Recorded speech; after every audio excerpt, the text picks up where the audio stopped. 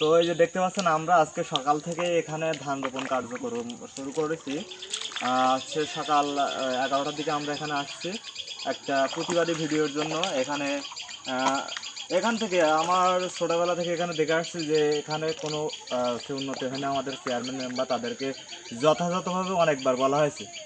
তো আমাদের উপকূলীয় অঞ্চল, এখানে যদি একটা মানুষ অসুস্থ হয়ে যায় হঠাৎ, ইমার্জেন্সি যদি তাদের সামনে করে নিয়ে যাওয়া লাগে, তো আর কি এখান থেকে যাওয়া সম্ভব নয়। তাদের বোট কিংবা বোটে করে নিয়ে যাওয়া লাগবে ভেটখালি, তারপরে শ্যামনগর।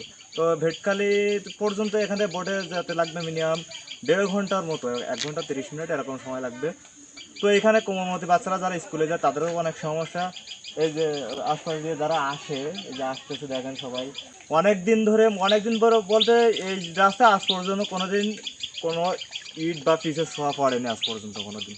অথচ এই রাস্তা দিয়েও অনেক মানুষ যাতায়াত করে দৈনন্দিন। বা শীত মৌসুমে বা যখন শুকনো তখন এই রাস্তা হয় প্রধান সড়ক, কিন্তু বৃষ্টি মৌসুমে এমন পরিস্থিতি যে ওই সাইডে বাড়ি দিয়ে যেতে হয়, অনেক সময় যাওয়া লাগে।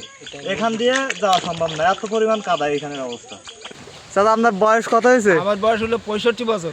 65 বছরে এই রাস্তার কি হাল আপনি একটু বলেন? এই আলামতে এখান থেকে এখন ধান রোবার মতো পরিবেশ, ওই যে ধান আমরা রোপণ করছি ওইখানে ওই ধান রোবার মতো পরিবেশ এই রাস্তায় 65 বছর বয়সে একটা কাজ কোনোদিন এই রাস্তা হয়নি, কোনোদিন সভা পাইনি কোনো তোলা। তো আমাদের মেম্বার চেয়ারম্যান সবাইকে যথেষ্টবার বলা হয়েছে, যথেষ্ট প্রত্যেকটা মেম্বার তো প্রতিশ্রুতি দেয়। সাধারণ চেয়ারম্যানের আমলে ইট ছিল ওই জায়গায়, হ্যাঁ সেই ইটগুলো সাধারণ চেয়ারম্যান নিজে ওই একজনের বাড়ি তুলতে আর ডুবে নিয়ে ওই হুলো ফেলি তুই এই পথটা এখন এখানে ইটের পরিবেশও কৈকালী ইউনিয়ন চেয়ারম্যানকে বলা হয়েছে কয়েকবার, বা মেম্বারকে বলা হয়েছে, কিন্তু তারা একবার না।